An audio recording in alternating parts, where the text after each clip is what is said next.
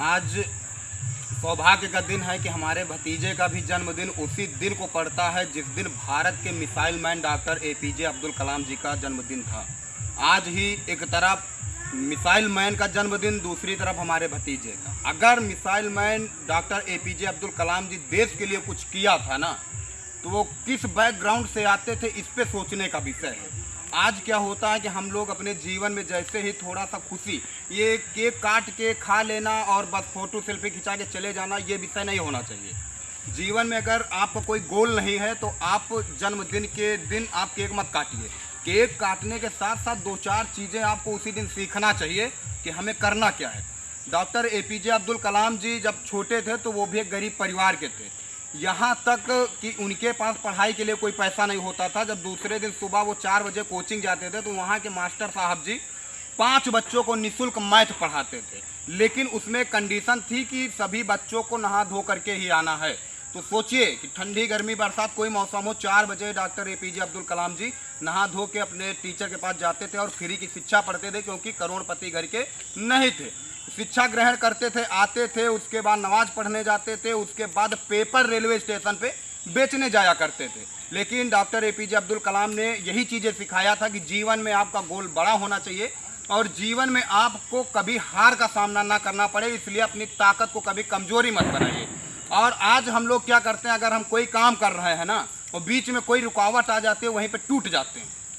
Doctor APJ Abdul Kalam जी की बात हमने आज भतीजे के केक जन्मदिन के दिन केक कटाते टाइम इसलिए कर रहा हूं कि जब हमारा पहला चैनल था टीवी भारतवर्ष न्यूज़, जब हम चला रहे थे तो चैनल मोनेटाइज होने वाला था। अचानक स्ट्राइक पड़ गया, 40-50 घंटे बचा हुआ था। तो अगर हमारे पूरे फैमिली में या पूरे रिलेशन में सबसे ज़्यादा कोई दुखी था तो भतीजा ही था।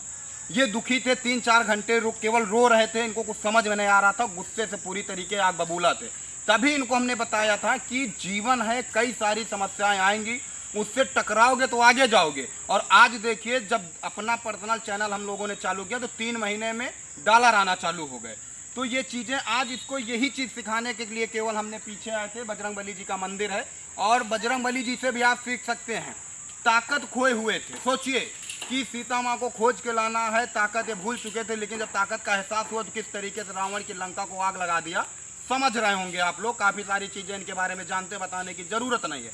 तो जब हमारे यहाँ ज़मीन से उठ करके अखबार बेच करके डॉक्टर एपीजे अब्दुल कलाम ने आज अपने नाम का इतिहास लिख दिया और पढ़ाते पढ़ाते ही उन्होंने अपनी आखिरी सांस तोड़ी थी। आखिरी दम तक उन्होंने बच्चों के शिक्षा देते थे। डॉक्टर एपीजे अब्दुल कलाम जब पढ़ाते थे तो एक क्लास में 60 बच्चों को बैठने की जगह रहती थी, तो वहाँ पे 300-400 लोग आते थे। क्यों? क्योंकि डॉक्टर एपीजे अब्दुल कलाम जी की क्लास को नहीं छोड़ना चाहता था, क्योंकि वो इस तरीके से अपने नवयुवक को आगे बढ़ाते थे। तो आज हम भी आपको अमरेंद्र यही चीज़ सिखाएंगे, जीवन में जब भी आपके सामने पहाड़ रूपी संकट खड़ा हो जाए ना, तो गुस्सा नहीं होना, कूल रहना है, परेशान नहीं होना है, घबराना नहीं है कि क्या अब हमारा कुछ चला गया। अरे तुम तो जिंदा हो, आगे निकलो, इतिहास रचोगे। और आज देखा था, आप जिस दिन रो रहे थे उसके बाद 3 महीने में आपका वो सारी चीज़ें वापस मिली थी कि नहीं मिली थी? बिल्कुल। और कमाल की चीज़ है कि जन्मदिन आज तुम्हारा है तो देखिए, सीखने के लिए कौन मिला? मिसाइल मैन मिले हैं, उनसे आप सीखिए। तो आपको पता चला डॉक्टर अब्दुल कलाम गरीब घर से आते थे, कभी पता था आपको?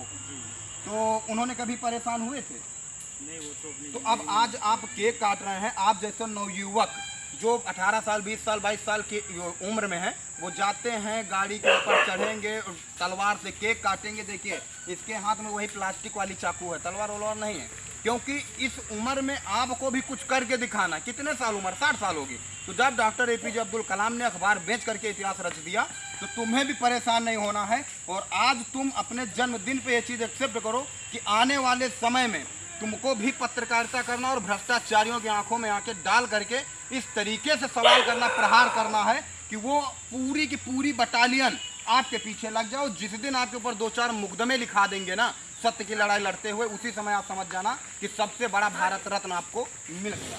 करोगे कि नहीं करोगे? बिल्कुल करेंगे। कैसे काम करोगे? आप डरोगे कि रुकोगे कि झुकोगे? टांग खींचने वालों की संख्या ज़्यादा होगी तो उनकी तरफ चले जाओगे कि जब आप अकेले पड़ जाओगे तब आप अपने आप को कैसे संभालोगे? क्या कैसे करोगे? दो बातें बताओ। ना ही डरेंगे, ना ही झुकेंगे और ना ही रुकेंगे। लगातार गरीबों की आवाज़ उठाएंगे जो भी हमारे बीच में जो भी टांग खींचने वाले हैं, मैं उनसे निवेदन यही करता हूं कि गरीबों की आवाज़ उठाएं, बिना बिके, बिना रुके और बिना झुके आप क्षेत्र में आइए, नए युवा क्षेत्र में आइए, समस्याओं को खत्म कराने का और प्रयास करिए। डॉक्टर एपीजे अब्दुल कलाम जी के आप बहुत सारे लोग स्टेटस लगा रहे हैं।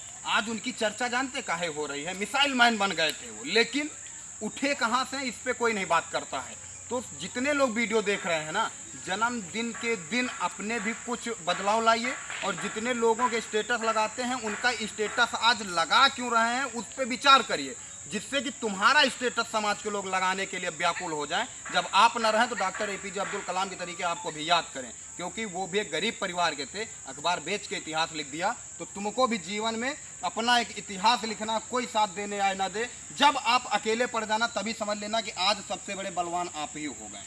मानते कि नहीं? तो अपने जन्मदिन को कभी भी उस तरीके से नहीं करना जिससे गलत संदेश समाज में जाए। कभी भी हूटिंग मत करना, कभी भी गलत रास्ते को मत चुनना, गुस्से को पालना सीखो। महेंद्र सिंह धोनी क्रिकेट के भगवान, सचिन तेंदुलकर तो थे, लेकिन सेकंड भगवान के रूप में अगर दर्जा दिया जाएगा तो महेंद्र सिंह धोनी थे।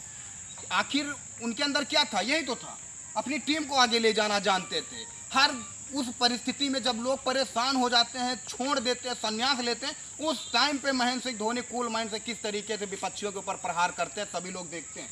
तो तुम्हें कूल माइंड से अपने जीवन को आगे बढ़ाना है। बस इसी के साथ कुछ लोगों को लेक्चर लगेगा, लेकिन जन्मदिन तो मनाएंगे हम लोग, खुशी भी है, उसके साथ साथ एक संदेश होना बहुत ज़रूरी है, जिससे नवयुवा भाई जो क्रोध में आ जाते, गुस्से में आके गलत डिसीजन ले लेते, अपने रास्ते को बदल देते, ये नहीं करना है। कितनी भी रुकावट आ जाए, आपको अपने रास्ते को, अपने गोल को और अपना बड़ा लक्ष्य को पाने के लिए इन सब चीज़ों की कुर्बानी देनी पड़ेगी, और देते रहिए, एक दिन जीत आपकी होगी। जय हिंद।